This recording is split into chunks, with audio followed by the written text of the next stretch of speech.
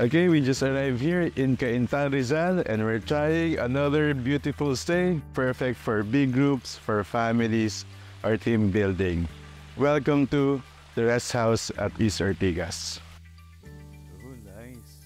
So we're now inside the rest house at East Ortigas. So there's the living room area.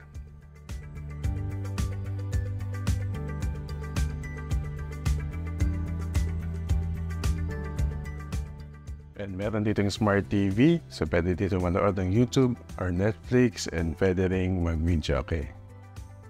And there's the 8-seater dining area.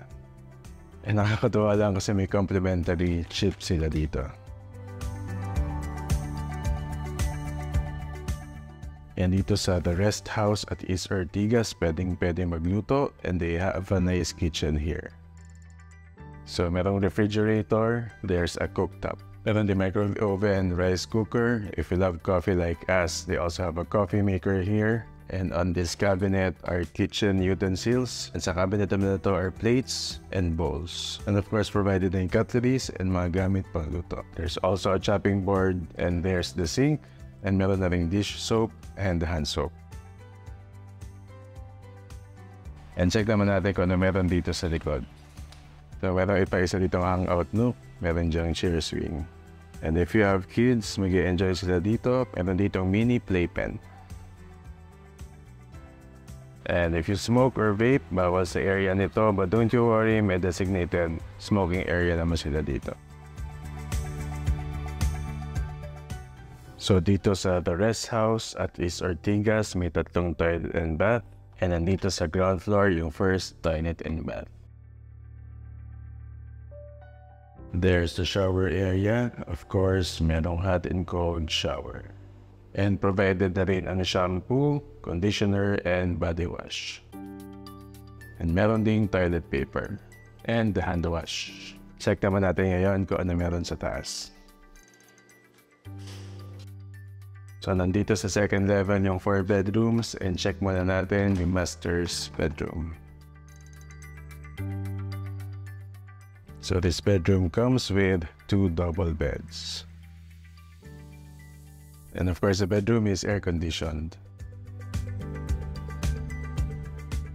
And meron ding cabinet where you can hang your clothes. And meron din ditong vanity area / work area. And by the way, this bedroom comes with its own toilet and bath. Eh bago ko sa inyo pakita yon, I'll first show you the balcony.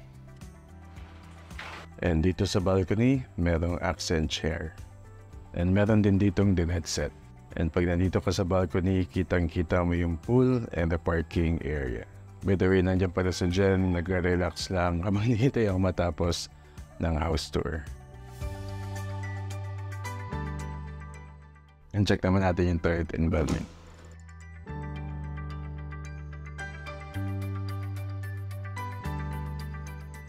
There's the shower area at may hot and cold shower. Provided na rin ang shampoo, conditioner, and body wash. And I provided din na toilet paper at hand soap.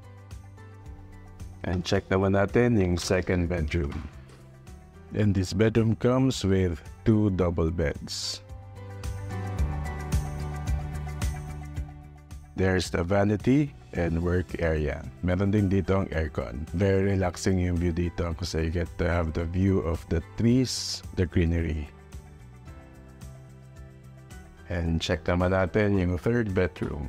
Identical to ng second bedroom, there are 2 double beds, may electric fan. There's also a work area. Meron din dito ang cabinet, may aircon din. And check natin yung fourth and last bedroom. Tulad ng ibang bedroom dito, meron din 2 double beds. And there's also a vanity / work area. This bedroom is also air-conditioned. And here in the second floor, meron din ditong toilet and bath.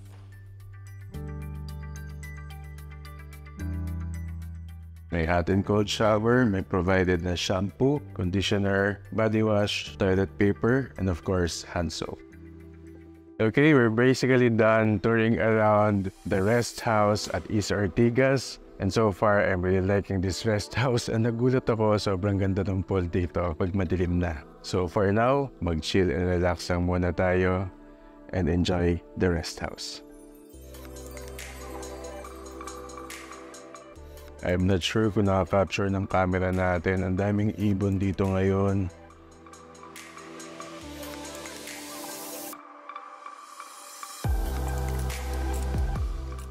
Look at the facade of the rest house. Ang ganda.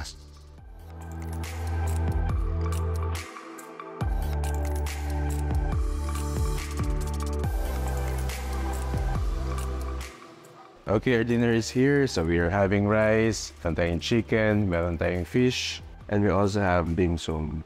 And by the way, pwede magluto dito sa the rest house. They have complete kitchen amenities. If you don't feel like cooking, pwede rin namang magpa-grab or food panda.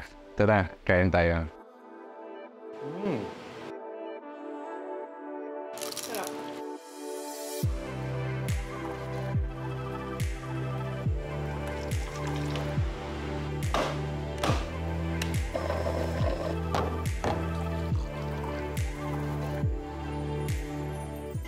We're done with our dinner, and currently nandito tayo by the pool, and we're just enjoying a cup of coffee. Tara, kape tayo.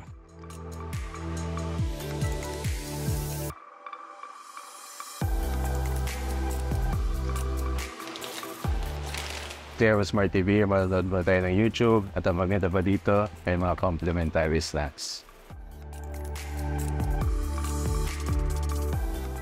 By the way, this place is good for 16 packs, so perfect talaga to for big groups, for families, and even team buildings. And if you're wondering if this place is pet friendly, pwede naman magdala ng pets dito. However, pets aren't allowed inside the house. But don't you worry, nakita nyo naman may area dun sa baba na may shade, so pwedeng dun magstay yung pets ninyo. So yun, matulog na tayo, and hopefully we'll catch the sunrise tomorrow.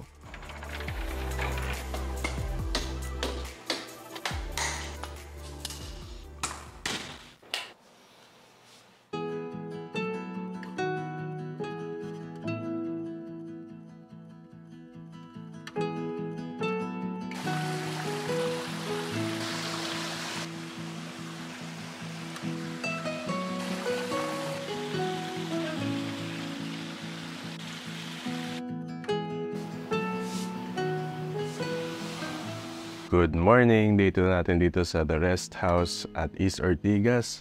And natuwa po kasi may naglalako ng taho dito. So habang tulog siya dyan, magtataho muna tayo.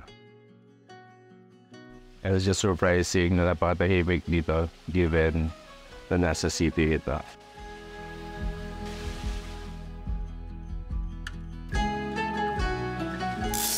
Since the rest house at East Ortigas is good for 16 packs, for big groups din yung rice cooker nila dito.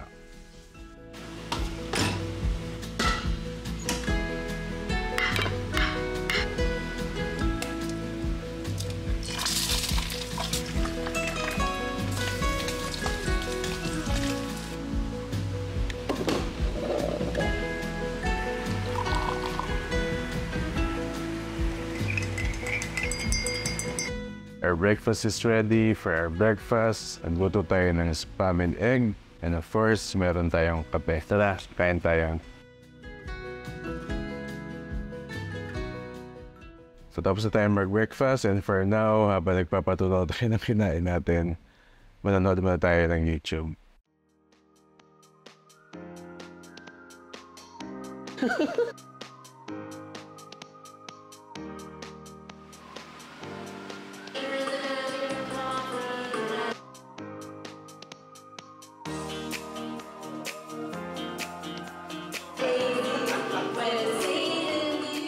Habang i-video kasi dyan, umorder pa tayo ng merienda natin sa Grab Food. Our merienda for today is halo-halo. Siyempre nasa staycation tayo, so wala tayong gagawin kundi mag-relax at kumain. And very convenient dito, so if you're craving for something, pwedeng mag-grab. And pwedeng mag-barbecue party dito. Meron silang outdoor griller. And meron din ditong outdoor dining area. Look at the facade of the Resthouse at East Ortigas. So meron dyan a lounge area by the pool and meron ding pool bed. Of course, bago magdilim, tatay na natin yung swimming pool nila dito.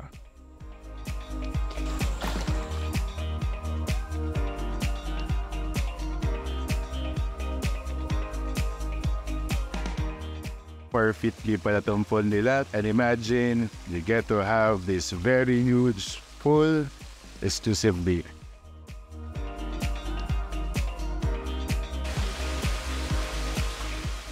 And before and after swimming in the pool, meron din dito outdoor shower.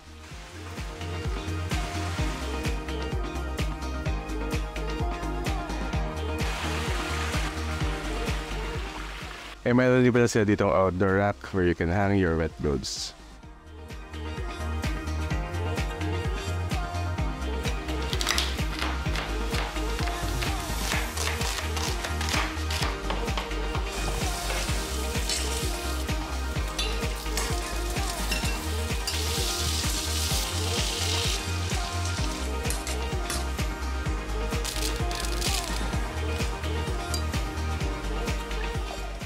For our dinner, nagluto si Jen ng pasta.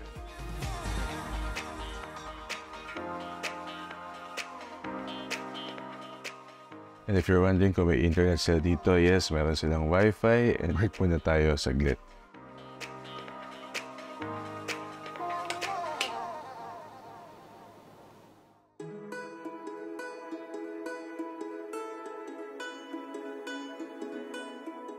Good morning. Sadly, it's our last day here and our breakfast is courtesy of the Resthouse. Thank you so much po. So we have Jollibee and also Starbucks for our coffee. Tara, kain tayo.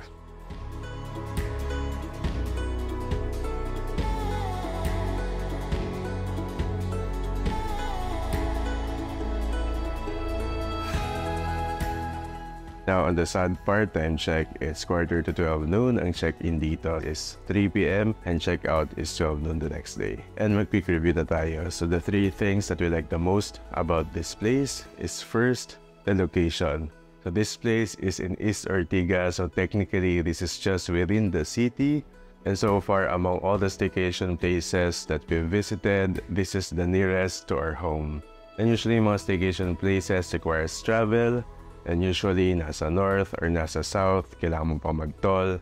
If you're someone who's looking for a perfect place to stay with your family or friends or even with your office mates for team buildings and ayaw yun na lumabas ng Metro Manila, perfect tong the Resthouse at East Ortigas. It's also very convenient here. It's very accessible na Grab Food and Food Panda. And if you want to go out morning naman, napakalapit lang din ito sa mall, sa SM City Taytay, and sa SM East Ortigas. And another thing that surprised me, sobrang tahimik dito and you wouldn't feel like nasa city ka pala.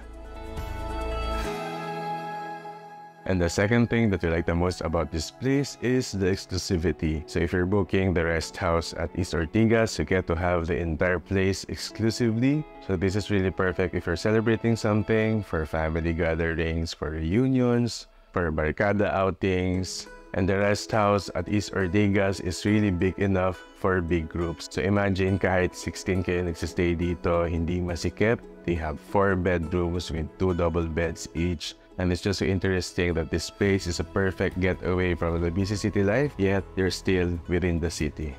And the third and the last thing that we like the most about this place is, of course, the Resthouse itself. As someone who've been to a lot of staycation and vacation places outside Metro Manila, surprised kami because there's such a place here in 𝗢𝗙𝗪𝗓 na perfect staycation place na hindi mo na kailangan lumayo pa. I'm no architect, but I personally love the overall design of this house. I love the exterior as well as the layout of the Resthouse. The living room and dining is nasa baba, and pag akit mo dito sa taas, all the 4 bedrooms are here. And surprisingly, hindi rin masisikip yung 4 na bedrooms dito. You wouldn't feel like you're cramped while you're staying here. At ang maganda pa, meron ditong 3 toilet and bath. So if you're staying here and you are 16, hindi nyo kailangan mag-agawan sa toilet and bath. And of course, one of the highlights is the very huge and beautiful swimming pool that Jen and I really enjoyed. And as for the safety and security, it's very safe here. Gated yung property. At ang maganda pa dito yung caretaker, nandito lang din sa baba. So if you need something, katok lang kayo, and the caretaker is always ready to help. So the question is, will I recommend the rest house at East Ortigas? Definitely yes. Jen and I enjoyed our 2-night stay here, and this is also in a good location. So if you're looking for a perfect place to escape the busy city life, you don't have to go far. You can already do it here at the rest house at East Ortigas.